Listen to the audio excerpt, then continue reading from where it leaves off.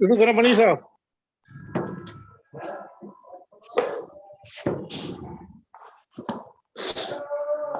नमः सिद्धेभ्यः नमः महेशाराय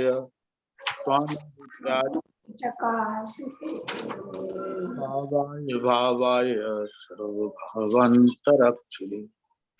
वीर जिनेश्वर से उपदेशित द्रव्य दृष्टिका धन्य मुनीश्वर कुंद कुंद अरुण चंद्र ने किया भक्ति प्रवचन सार समय साराधि अरुण चक्र अनुसरण करूं देव शास्त्र गुरु नमन कर द्रव्य दृष्टि क्या वर्णन करूं। श्रीमद् भगवत कुंद कुंद आदि आचार्यों द्वारा रचित ग्रंथों के अनुसरण पूर्वक लिखी गई पुस्तक द्रव्य दृष्टि क्या, जिसमें पारिणामिक भाव की व्याख्या चल रही है। पृष्ठ नंबर 264। अब यहाँ 13वां वचन है,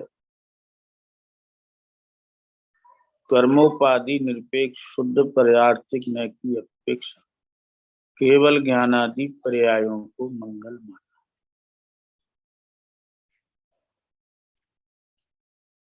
ऐसा कथन धवल में आया था। धवल के पहले भाग के प्रथम खंड की प्रथम पुस्तक के प्रथम सूत्र जो मंगलाचरण के रूप में है, जिसको नमोकार महामंत्र कहते हैं, उसी गाथा की व्याख्या में ये मंगल की अद्भुत चर्चा है। उसमें पर्यार्थिक ने से भी मंगल बताया और द्रव्यार्थिक ने से भी मंगल बताया। तो पर्यार्थिक ने की अपेक्षा केवल ज्ञानादि पर्यायों को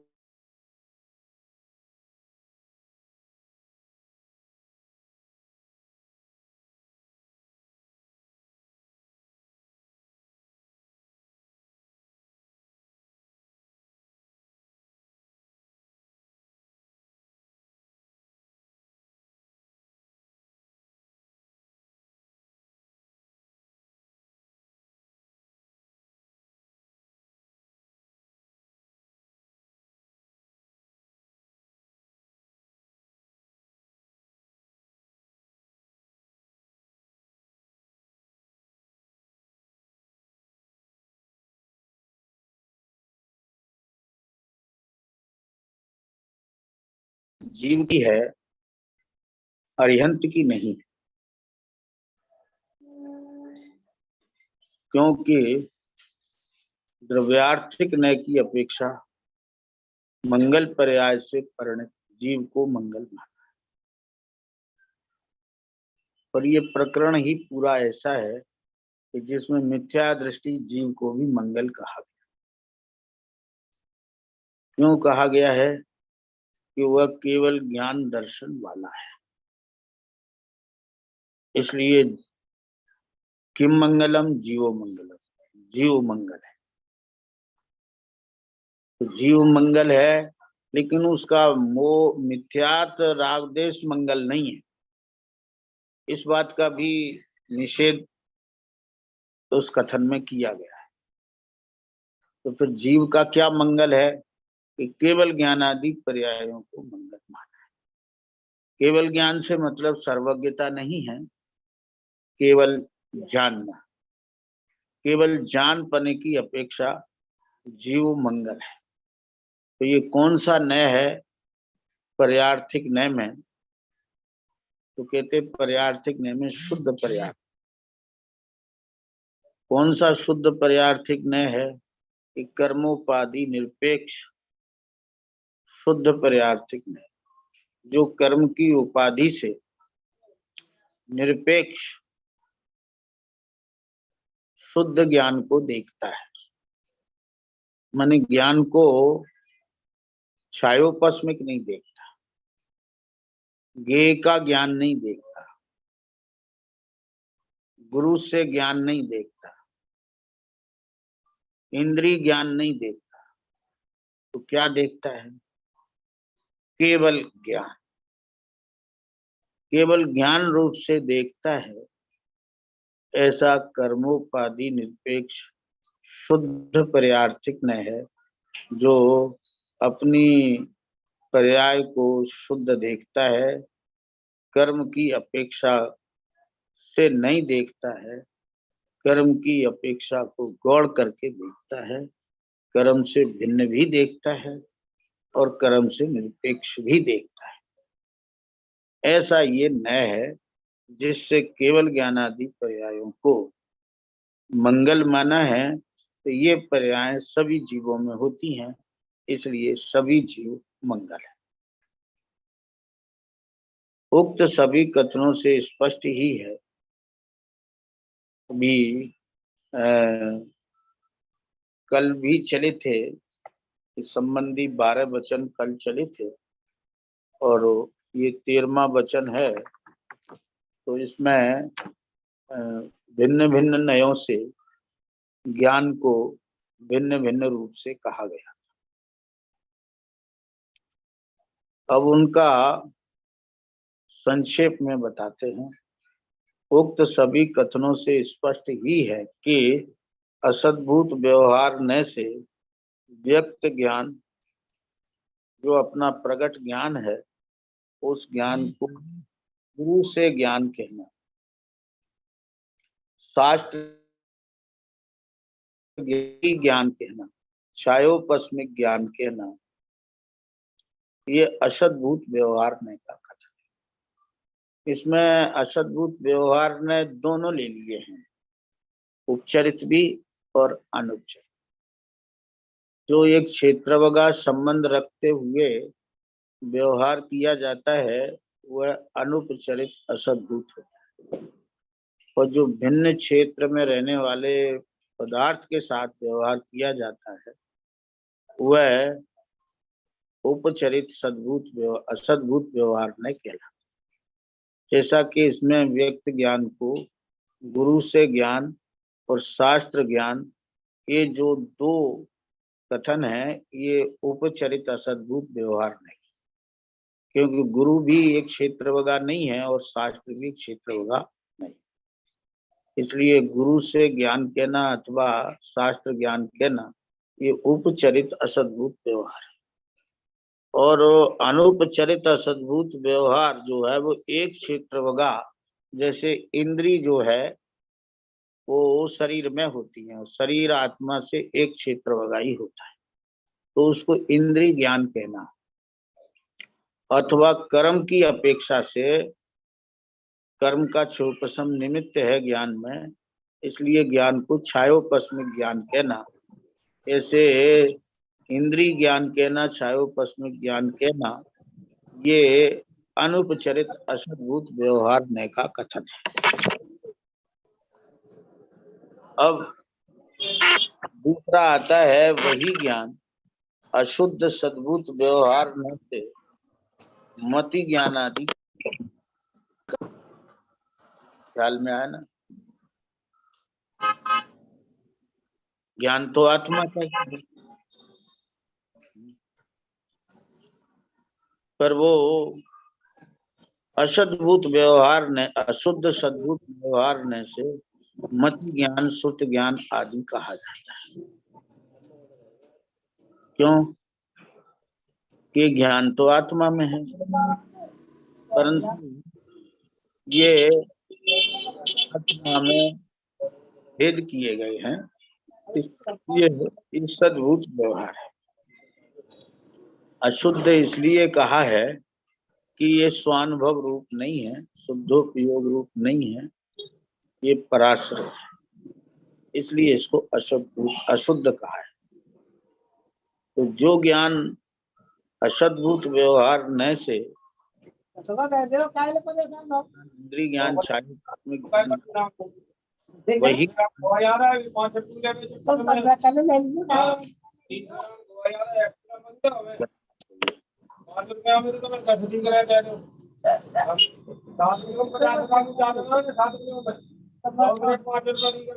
राघव वास राघव।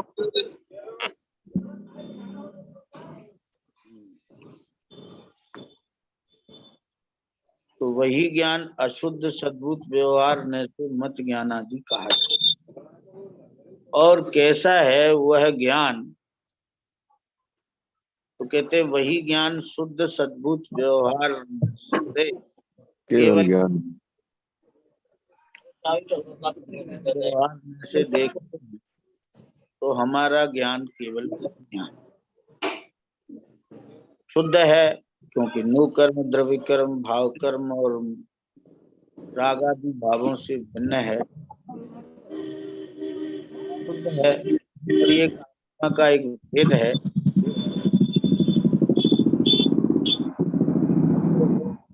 फिर आता है 14 प्रश्न, और कैसा है? तो कहते हैं वही ज्ञान शुद्ध निश्चय न से अखंड केवल ज्ञान जीव का लक्षण है।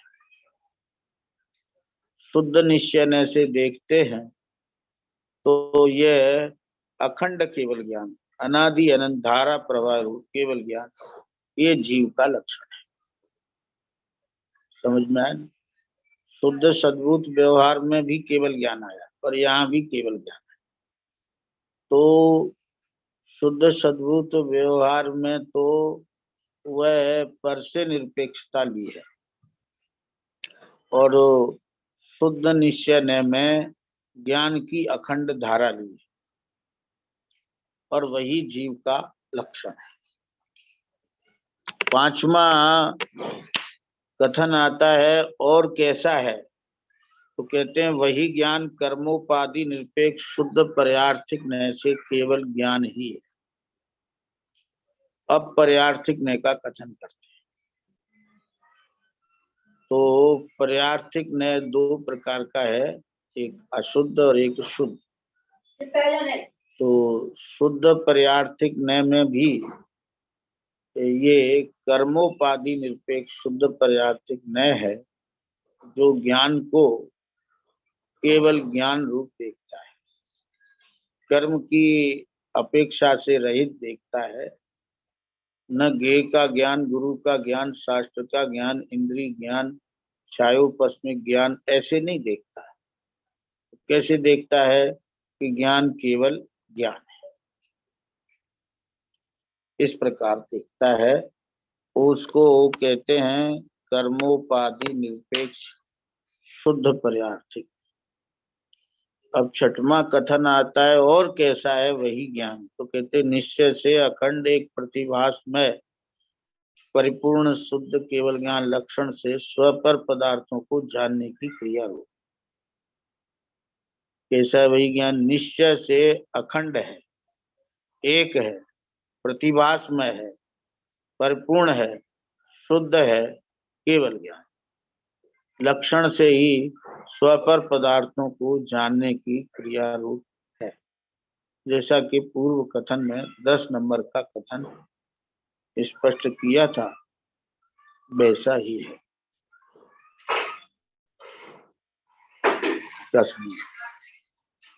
अब मोक्ष मार्ग प्रकाशक के उभयाभासी निरूपण अनुसार यहाँ चर्चा आती है।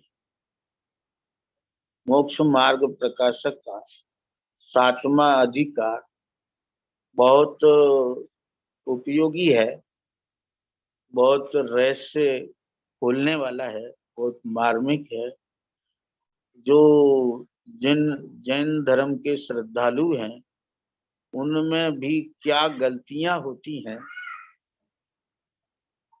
उन गलतियों को स्पष्ट करने वाला इस 7वां अधिकार, जिसमें निश्चयाभासी, व्यवहाराभासी, उभयाभासी और सम्मिक्त सन्मुख मिथ्या दृष्टि 4 प्रकार के जीवों का वर्णन किया।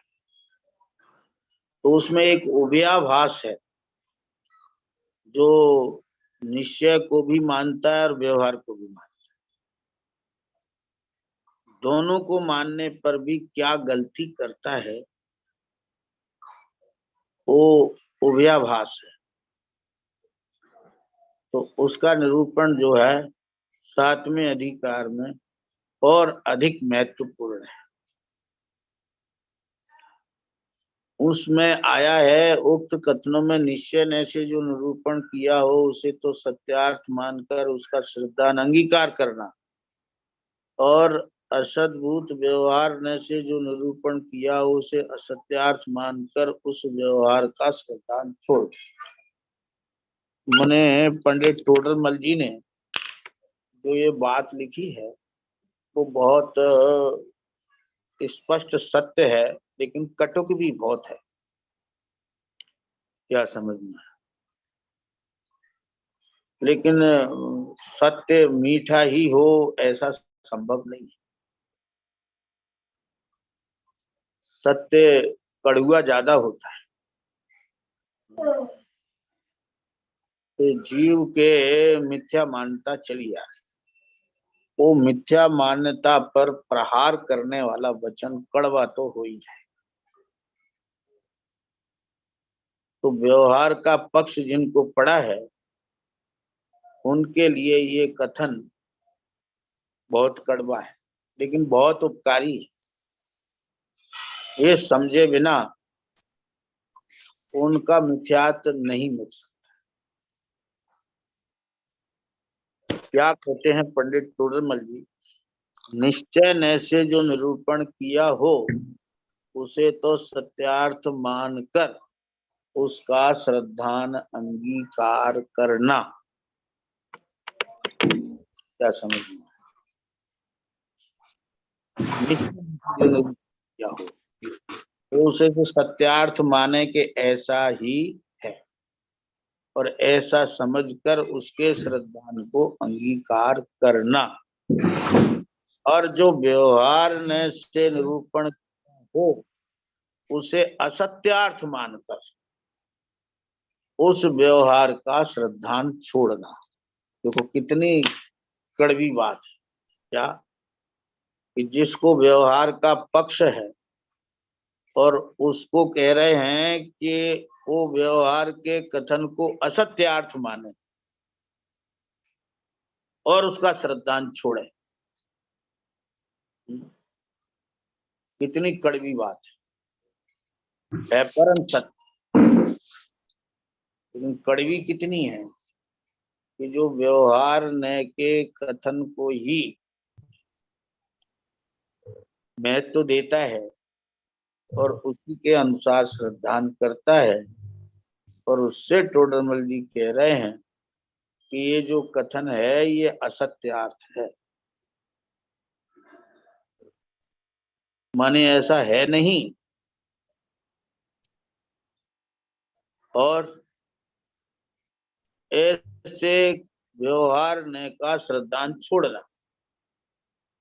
क्या ख्याल है?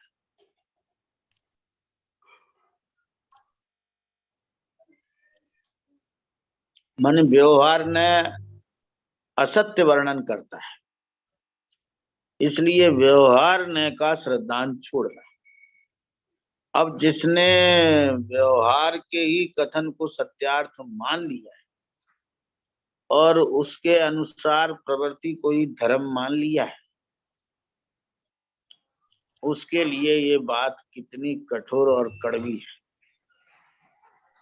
कि व्यवहार ने असत्यार्थ असत्य वर्णन करता है, इसीलिए व्यवहार ने का श्रद्धान छोड़ना चाहिए। क्या ख्याल? ऐसा टोडरमल जी ने लिखा है। बात सही है कि निश्चय ने से जो निरूपण किया उसे सत्यार्थ मानकर उसको श्रद्धान अंगीकार कर दिया, और व्यवहार क्या है उसे असत्यार्थ मानकर व्यवहार का श्रद्धान छोड़ना। समझ में आया? उसका श्रद्धान छोड़, तब ही आप सत्य को समझ सकते। टोडरमल जी ने वहां ऐसा भी लिख दिया है कि वो असत्यार्थ क्यों है, किसी को किसी में मिलाकर निरूपण कर, इसलिए वो असत्यार्थ। और पांडे राजमल जी ने तो झूठा ही लिख दिया है, कहते झूठा है। व्यवहार। और पंडित बनारसी दास जी ने कहा कि जितने भेद मिथ्यात्व के उतने ही भेद, जितने भेद व्यवहार के उतने ही भेद मिथ्यात्व। माने जितने प्रकार का व्यवहार है उतने ही प्रकार का मिथ्यात्व। ऐसा पंडित बनारसी दास जी ने। तो सभी ने व्यवहार का निषेध किया है।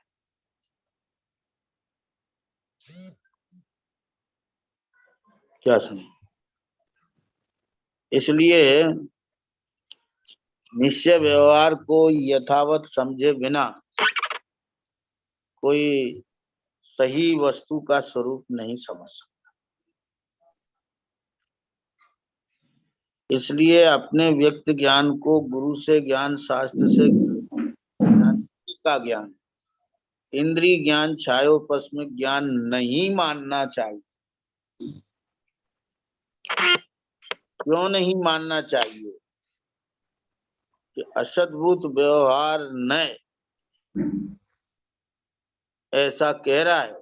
ज्ञान मात्र स्वद्रव्य और परद्रव्य को व उनके भावों को व कारण कार्यादि को किसी में मिलाकर निरूपण करता है। तो ऐसे ही सिद्धांत से मिथ्यात्व है। इसलिए उस व्यवहार का त्याग करना क्या था।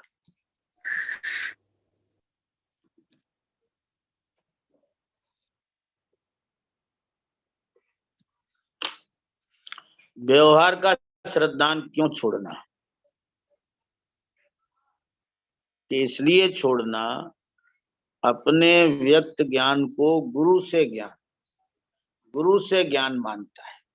व्यवहार ऐसा कहता है कि गुरु से ज्ञान होता है। व्यवहार कहता है शास्त्र से ज्ञान होता है।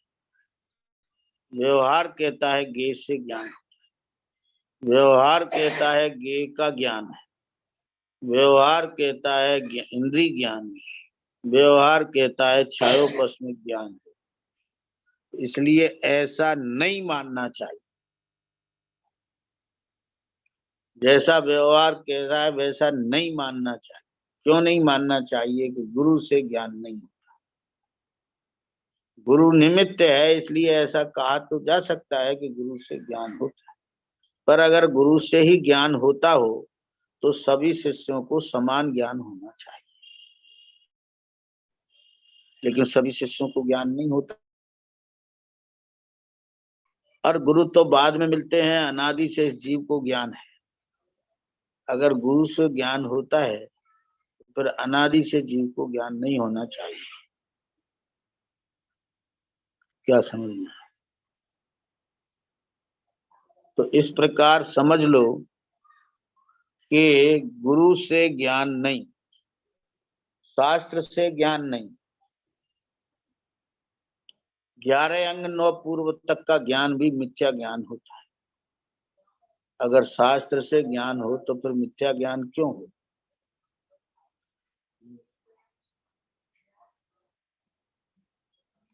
शास्त्र निमित्त है ज्ञान का, तो व्यवहार कहता है शास्त्र से ज्ञान होता है। पर वास्तव में शास्त्र से ज्ञान नहीं होता। क्यों नहीं होता? कि शास्त्र तो स्वयं जड़ है, उसे खुद ही ज्ञान नहीं है, तो हमारे ज्ञान को कैसे उत्पन्न कर सकता है? नहीं कर सकता ना। इसलिए शास्त्र से ज्ञान मानना उचित नहीं है। कोई तो शास्त्र जिसने पढ़े नहीं है और उसको भी सम्यक ज्ञान हो जाता है, और तो और पूंछ वाले को भी सम्यक ज्ञान हो जाता है जिसने शास्त्र पढ़े नहीं है। और जिसने शास्त्र पढ़े हैं, और कितने पढ़े हैं? कि 9 पूर्व और 11 अंग भी जिसने पढ़ लिए हैं, उसको भी ज्ञान हो जाता है, क्या सम्यक ज्ञान हो जाता है। इसलिए शास्त्र से ज्ञान मानना भी मिथ्या है। ज्ञेय से ज्ञान मानते हैं।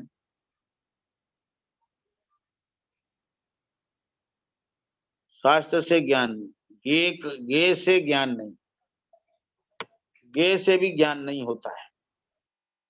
क्यों? अगर गे से ज्ञान होवे ना तो सबका ज्ञान सम्यक हो जाए, तो मिथ्या ज्ञान का अस्तित्व ही न रहे। क्यों? कि जैसा गे है और वैसा ज्ञान हो जाए तो सम्यक ज्ञान हो जाए। जैसे पर पदार्थ है और वैसा ज्ञान हो जाए, जैसा आत्मा है और वैसा ज्ञान हो जाए, तो ज्ञान सम्यक हो, मिथ्या हो भी नहीं। लेकिन ज्ञान मिथ्या होता है, इसका मतलब यह है कि गे से ज्ञान नहीं होता। गे का ज्ञान, अब गे भिन्न वस्तु है और ज्ञान भिन्न वस्तु है। क्या समझ में?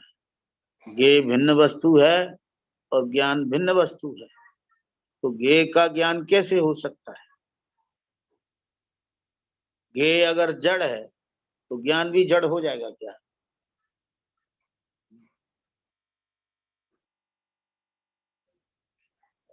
गे से ज्ञान, गे का ज्ञान तो होता नहीं, क्यों? गे पदार्थ भिन्न है और ज्ञान भिन्न है, इसलिए गे का ज्ञान मानना मिथ्या दर्शन है।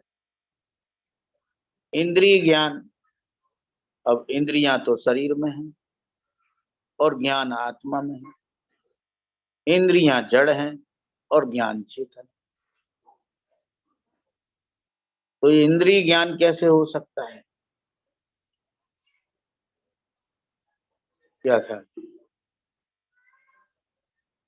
तो ज्ञान को इंद्रिय ज्ञान मानना मिथ्या दर्शन है, क्योंकि इंद्रिय से ज्ञान माना, व्यवहार तो कहता है कि इंद्रिय ज्ञान,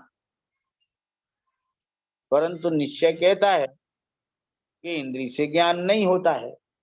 इंद्रिय से ज्ञान मानना मिथ्या दर्शन। इसी प्रकार छायोपस्मिक ज्ञान, अब छायोपस्मिक ज्ञान, ज्ञान तो एक ही है, ज्ञानावरण कर्म का क्षोपसम निमित्त है, तो उस ज्ञान को छायोपस्मिक कहते हैं। तो व्यवहार कहता है छायो ज्ञान है, परंतु निश्चय कहता है कि क्षयोपशम तो स्वयं जड़ है, वो ज्ञान को कैसे उत्पन्न कर सकता है? नहीं उत्पन्न कर सकता, वो तो भिन्न वस्तु है। और छायोपस्मिक ज्ञान अभिन्न वस्तु है। छायोपस्मिक ज्ञान नहीं होता, क्योंकि ज्ञान भिन्न है और क्षयोपशम भिन्न है। इसलिए ज्ञान को छायोपस्मिक ज्ञान नहीं मानना चाहिए। क्यों नहीं मानना चाहिए? क्योंकि व्यवहार न स्वय द्रव्य और पर द्रव्य को व उनके भावों को व कारण कार्यादि को किसी को किसी में मिलाकर निरूपण करता है। सो ऐसे ही श्रद्धांत से मिथ्यात्व है, इसलिए ऐसे व्यवहार का त्याग करना। देखो व्यवहार का काम क्या है? स्वद्रव्य और पर द्रव्य को व उनके भावों को व कारण कार्यादि को किसी को किसी में मिलाकर निरूपण करता है, मिलावट करता है। कौन? व्यवहार। वास्तव में वस्तुपने तो मिलावट हो ही नहीं सकती, माने जीव पुद्गल तो कभी मिल सकते ही नहीं है, लेकिन फिर भी व्यवहार ने मिलावट करता है। क्या मिलावट करता है? स्वद्रव्य परद्रव्य को व उनके भावों को व कारण कार्यादि को किसी को किसी में मिलाकर निरूपण करता है। ख्याल में आया ना? स्वद्रव्य माने अपना आत्मा, पर द्रव्य माने कर्म, शरीर और संयोग। क्या ख्याल? तो स्वद्रव्य और परद्रव्य और उनके भावों को पहले तो मिलावट करता है, शरीर और आत्मा को मिलाकर क्या मानता है कि मैं पंचेंद्रीय जीव हूँ, मैं मनुष्य हूँ। व्यवहार ने कहता है, क्या कहता है कि जीव जो है दो प्रकार का, संसारी और त्रस। त्रस किस प्रकार का? वो संसारी और मुक्त, भूल गए। संसारणो मुक्तस्य, दो प्रकार के जीव होते हैं, संसारी और मुक्त। संसारी कैसे होते हैं कि दो प्रकार के, त्रस और स्थावर। त्रस और स्थावर। स्थावर तो त्रियंच गति के ही होते हैं, लेकिन त्रस में चारों गति के जीव होते हैं। तो वे जीव, त्रस क्या है? दो इंद्री, तीन इंद्री, इंद्री और पंच इंद्री, ये इंद्रियां हैं। और इन इंद्रियों से जीव का संबंध है। उसको व्यवहार ने कहता है ये दो इंद्रिय जीव है, ये चार इंद्रिय जीव है, ये पंचेंद्रिय जीव है, ये मनुष्य जीव है, ये देव जीव है, ये नारकी जीव है, ये त्रियंच जीव है। ऐसा व्यवहार न जो है वो स्वद्रव्य और परद्रव्य को मिला, मिल तो नहीं सकते हैं पर मिलाकर बात कहता है। जैसे शरीर और अपना आत्मा, ये दोनों एक क्षेत्र में हैं और दोनों भिन्न भिन्न हैं। और व्यवहार कहता है कि मनुष्य जीव है। अब जीव भिन्न है और मनुष्यत्व भिन्न है। अब दोनों को मिलाकर व्यवहार निरूपण करता है। स्वद्रव्य और परद्रव्य दोनों को मिलाकर निरूपण करता है। तो कहते हैं ऐसे ही श्रद्धांत से मिथ्यात होता है। इसलिए व्यवहार ने के अनुसार श्रद्धांत त्यागने योग्य है। इसीलिए वो तो किसी को किसी में मिलाता है, व उनके भावों को, जीव के भावों और कर्म के भावों को मिलाता है कि मोह कर्म के उदय से जीव के विकारी भाव होते हैं। तो इस प्रकार भावों को मिलाता है, कारण कार्यादिक को मिलाता है। जीव के कारण से शरीर का परिणमन हुआ, शरीर के कारण से जीव का परिणमन हुआ। तो दोनों को मिलाकर कहता है मैंने पूजा की। अब मैंने पूजा की तो आत्मा ने क्या किया कि आत्मा ने तो भक्ति का भाव किया। न हाथ जोड़े, न मस्तक झुकाया, न सामग्री चढ़ाई, न धूप दी। ये सब काम तो शरीर के हैं। क्या समझे? ये सब काम शरीर ने किए और आत्मा में भक्ति का भाव आया। तो व्यवहार ने क्या कह दिया कि अमुक ने पूजा की, समझ में आना, या मैंने पूजा की, तो मिला दिया उसने।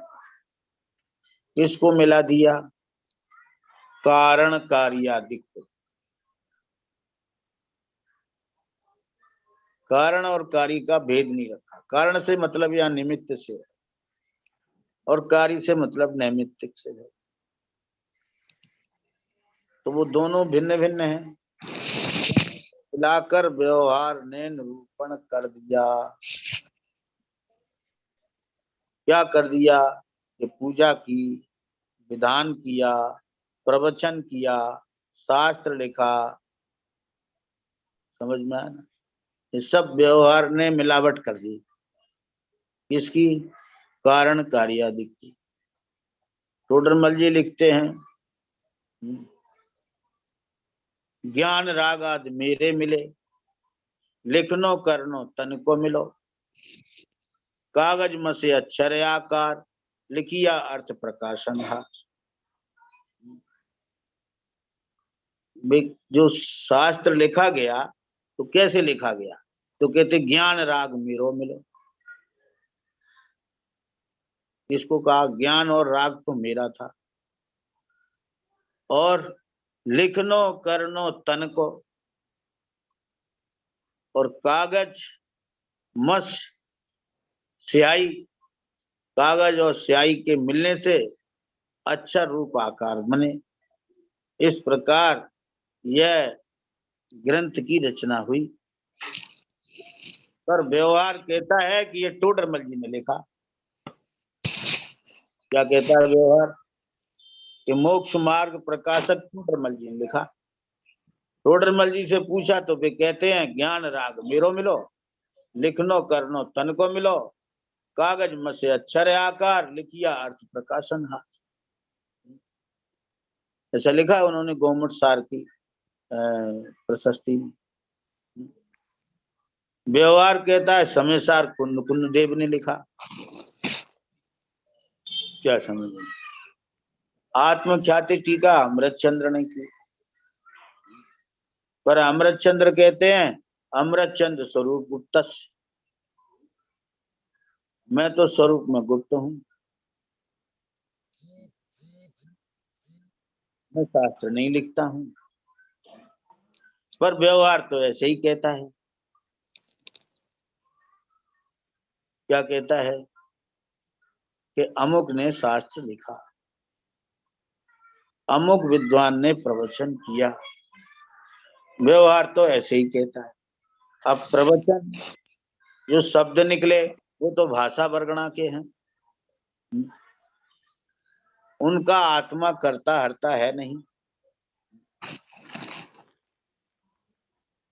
आत्मा के जो भाव हैं वे भाव तो हैं निमित्त कारण, और भाषा वर्गणा के योग से और श्रोताओं के भाग्य से शब्द की रचना हुई।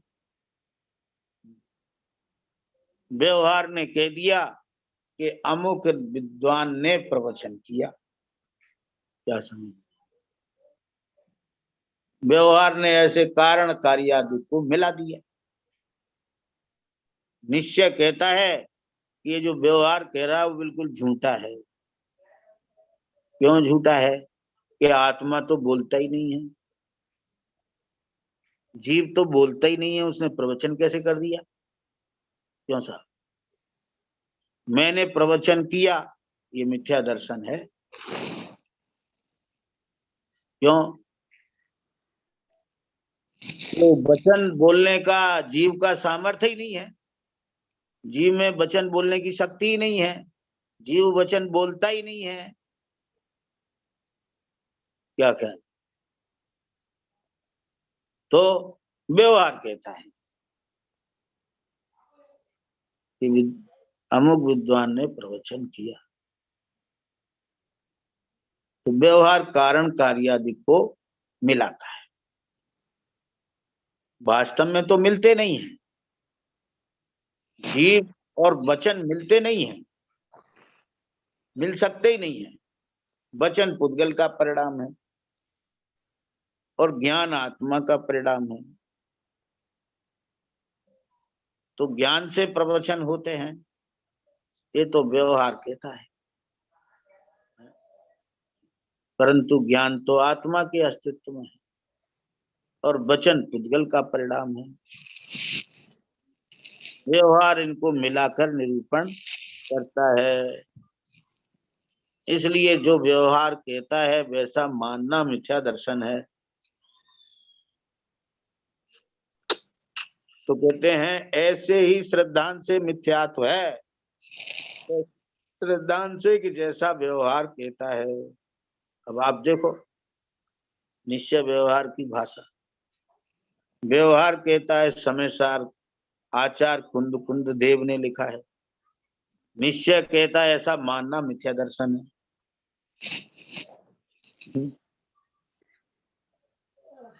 ऐसा मानना मिथ्या दर्शन है कि आचार कुंद कुंद ने समय सार लिखा है। कि हाँ मिथ्या दर्शन है। क्यों? कुंद कुंद से पूछो ना, तो वो कहते हैं हम लिखना हमारा काम ही नहीं है, हम तो ज्ञान स्वभावी है। कुंद कुंद ने कहा लिखा कि हम लिखते हैं?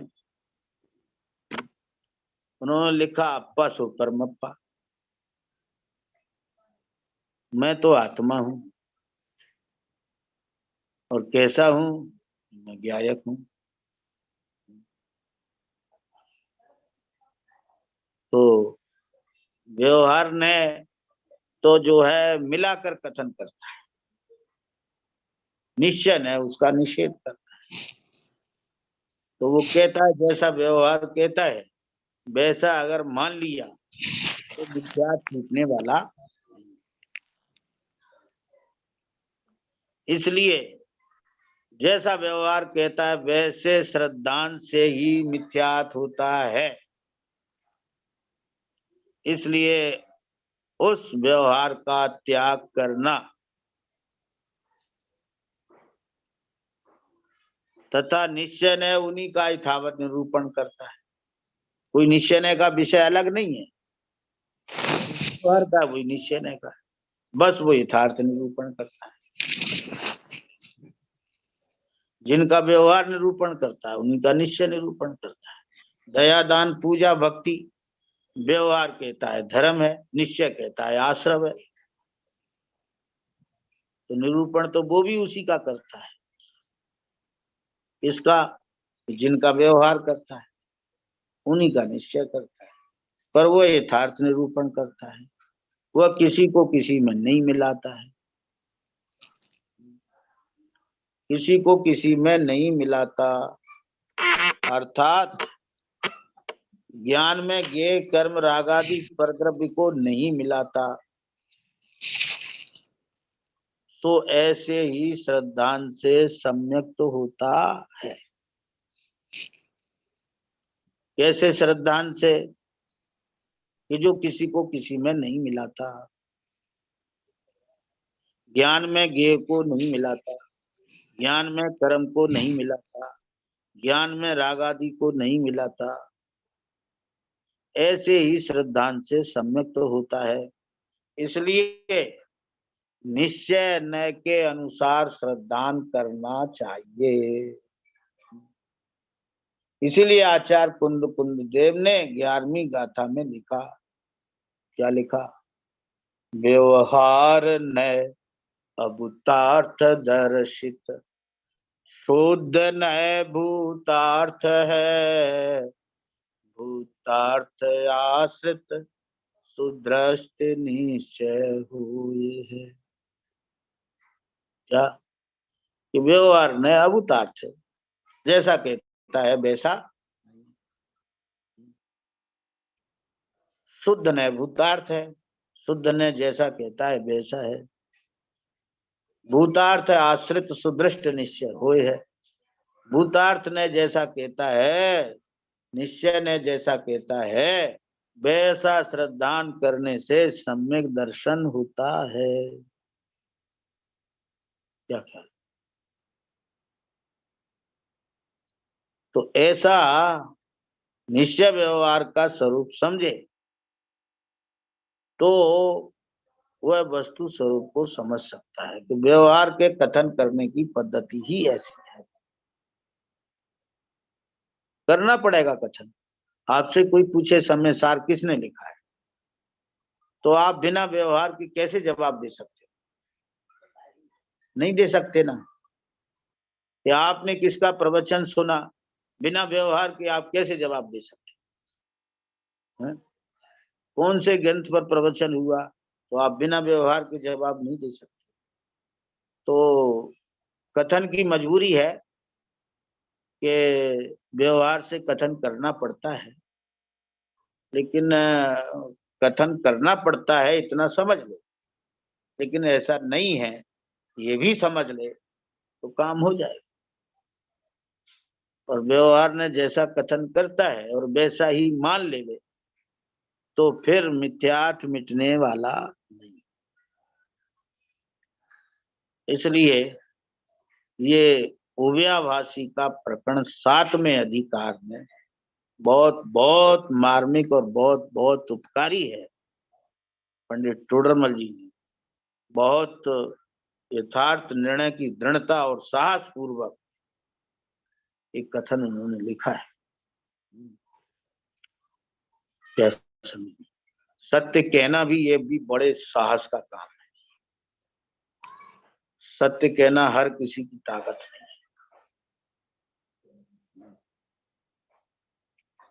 तो टोडरमल जी ने ये जो स्पष्ट किया है, ये बहुत बहुत मार्मिक विषय है, बहुत बहुत उपकार है टोडरमल जी का। उसको समझें पर अपने अज्ञान को मिटाएं, सम्यक मार्ग प्राप्त करें। इसी मंगल भावना के साथ ही व्याख्या यहाँ विराम देती है।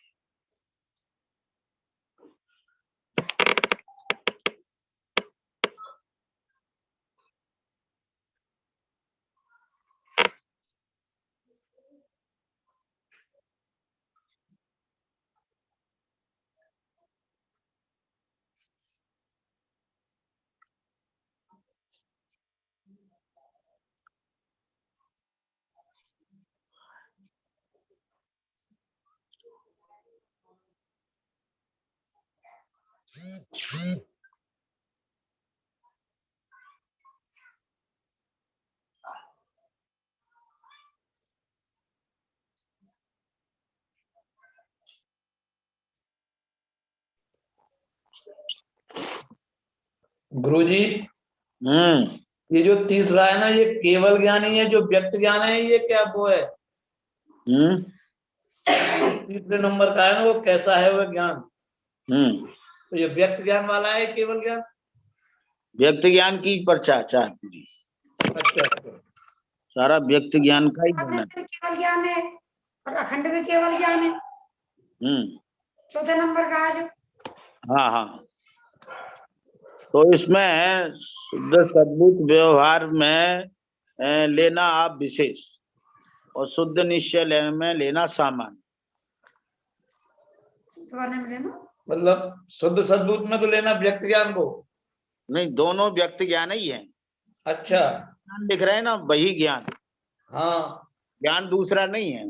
हाँ, वही ज्ञान है। तो सद्बुद्ध व्यवहार ने विशेष दृष्टि से देख रहा है, विशेष से देख रहा है। माने जो ज्ञेयाकार ज्ञान है उसमें नो कर्म नहीं, द्रव्य कर्म नहीं, भाव कर्म नहीं, शुभाशुभ भाव नहीं, ज्ञेयकृत अशुद्धता नहीं, इसलिए वो शुद्ध है।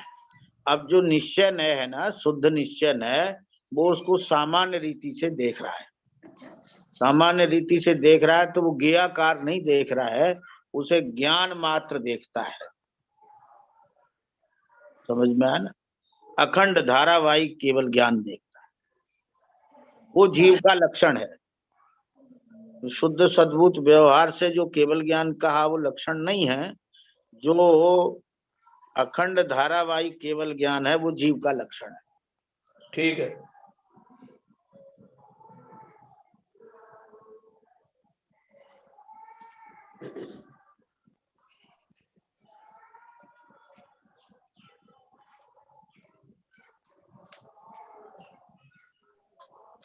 गुरुजी, हाँ, इसमें जो शुद्ध सद्बुद्ध व्यवहार ने से आप बता रहे हो कि विशेष वाले केवल ज्ञान की बात है। तो केवल ज्ञान मतलब सर्वज्ञ वाला ज्ञान नहीं, और फिर वो केवल ज्ञान क्या बात है? अपना ही ज्ञान। नहीं, फिर दोनों में अंतर क्या हुआ? एक शुद्ध निश्चय से अखंड केवल ज्ञान और शुद्ध सद्बुद्ध व्यवहार से विशेष वाला, एक विशेष हो या एक सामान्य हो? ये विशेष पने भी ज्ञान शुद्ध है अपना। समझ में आया ना? जो ज्ञेय को जान रहा है वो विशेष ज्ञान भी नो कर्म, द्रव्य कर्म, भाव कर्म से रहित, मोह राग देश से रहित, और ज्ञेय को जानते हुए भी ज्ञेयकृत अशुद्धता नहीं है उसमें। समझ में आया ना? वो शुद्ध सद्बुद्ध व्यवहार ने का विषय हुआ, वो ज्ञान शुद्ध है। अब उसी ज्ञान को हम शुद्ध निश्चय न से देखते हैं तो अखंड धारा प्रवाह रूप है, ज्ञान मात्र है। वो ज्ञेयाकार को भी उसने गौड़ कर दिया शुद्ध निश्चय ने। ये शुद्ध की अपेक्षा समानता है। शुद्ध सद्भूत व्यवहार ने ज्ञेयाकार को गौर नहीं किया। समझ में आया ना?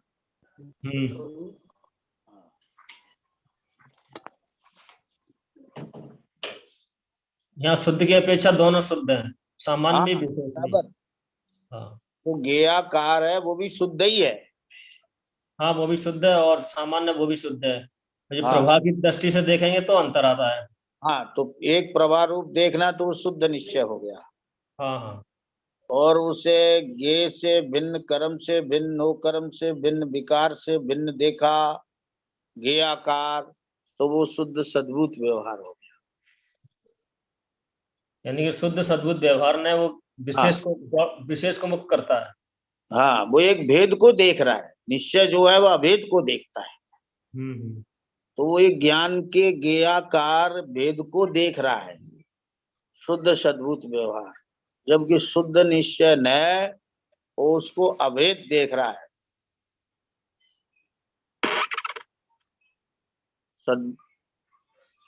सद्भुत व्यवहार और निश्चय न के लक्षण में इतना ही तो अंतर है। ये अभेद देखता है, वो भेद देखता है। गुरु जी, ऐसा कहा जाता है द्रव्य क्षेत्र काल भाव से ये वस्तु एक है, तो ये अभेद कहेंगे या इसको एक कहेंगे? इसमें कौन सा लक्षण घटित होगा? अभेद घटित होगा या एक घटित होगा? अभेद और एक कई जगह सामान्य अर्थ में आ जाता है। समझ में आया ना? सामान्य अर्थ में अभेद और एक समान अर्थ में आ जाते हैं। हर जगह तो नहीं आते, लेकिन कहीं कहीं समान अर्थ में आ जाते हैं। नहीं, जैसे शुद्ध उपयोग होता है उस समय अभेदता आती है, उसमें भेद ज्ञाति नहीं होता, वो भी एक द्रव्य का लक्षण है। वो द्रव्य का लक्षण है, ये पूरे जीव द्रव्य का है, मतलब अभेदपना, द्रव्य गुण क्षेत्रकाल भाव से एक, ऐसा अभेद। और एक शुद्धोपयोग के समय अभेदपना होता है जिसमें कोई विकल्प ही नहीं होते। दोनों में अंतर है। हाँ, अंतर है ना। वो भेद विकल्प के अभाव रूप है। अच्छा, वस्तु के भेद के अभाव रूप। वो विकल्प के अभाव रूप में या वस्तु के भेद रूप अभाव रूप है? हाँ हाँ हाँ।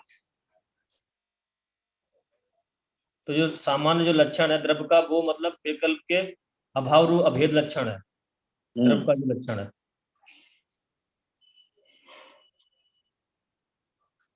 सही है ऐसा गुरु जी? जैसे द्रव्य का लक्षण नित्य है, प्रवाह है, ऐसे ही सुनो, जो अनुभूति है वो भेद के विकल्प के अभाव रूप। समझ में आना? अभेदपना, ठीक। हाँ, और जो द्रव्यार्थिक नय का विषय द्रव्य है वह भेद के अभाव रूप है। ठीक।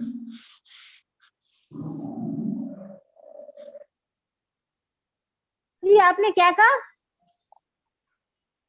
हमने कहा था तब आप कहाँ थी? नहीं, सुना तो था। सुना है तभी तो मैंने बोला आपसे। तो अनुभूति है वह भेद के विकल्प रहित है, और जो द्रव्य है वो भेद रहित है।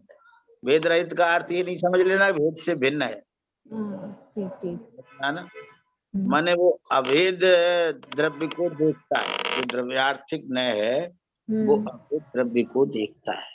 तो अनुभूति है वो भेद के विकल्प से भी।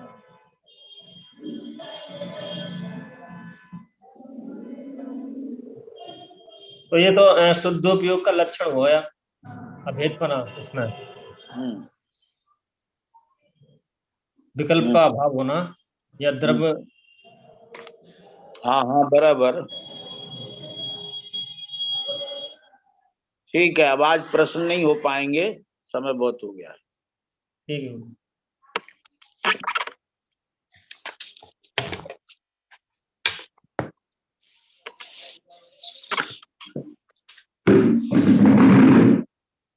जावाणी के ज्ञान तैं सुधे लोकालो, सोवाणी मस्तक नमो सदा देतहु धो।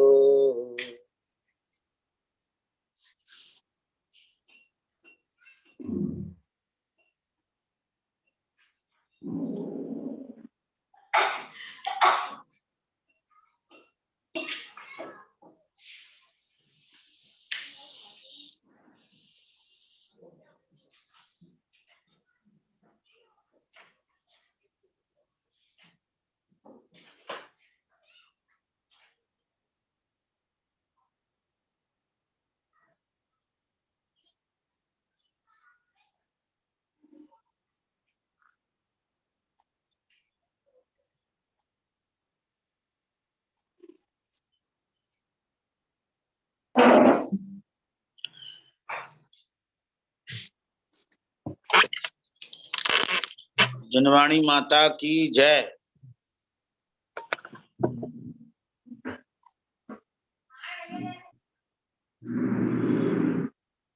गुरु जी को प्रणाम, सभी को जय जिनेंद्र।